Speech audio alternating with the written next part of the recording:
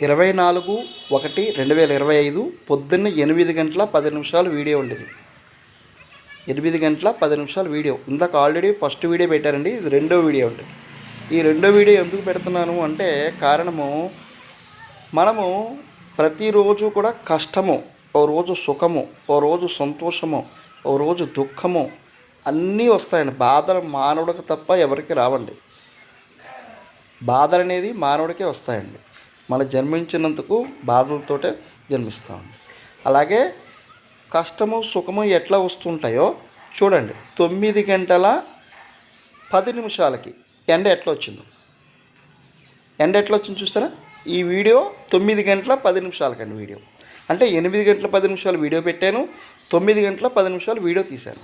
అంటే కష్టము వస్తుంది, సుఖము వస్తుంది.